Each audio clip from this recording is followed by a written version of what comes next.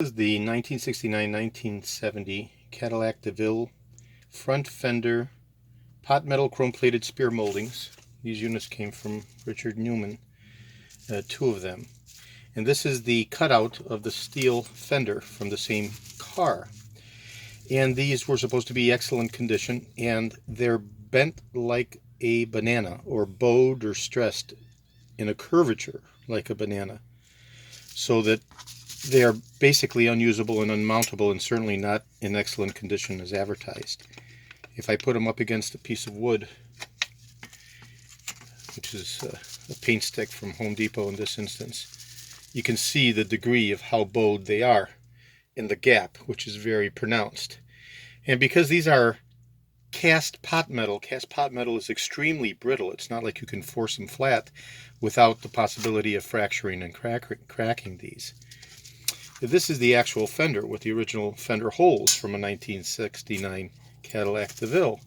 If I again put this thing and line it up in the original cutout steel plate from the fender, it is again quite visible how bowed these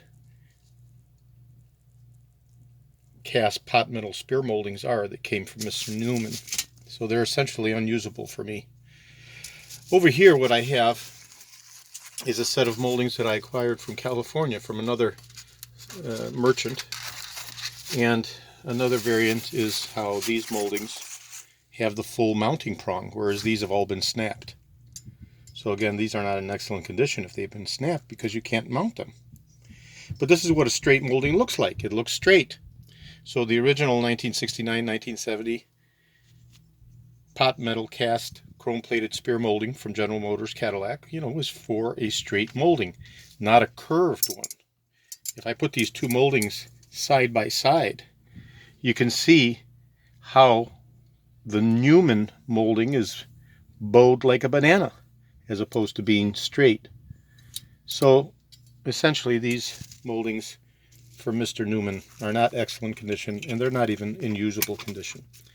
Here's a proper molding and how it mounts completely flush and flat to the steel surface, coming from this California supplier where I bought the proper moldings that are truly in excellent condition.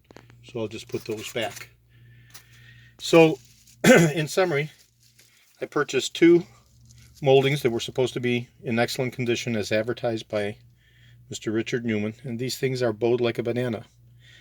They're missing the prongs, but that can be overcome somehow.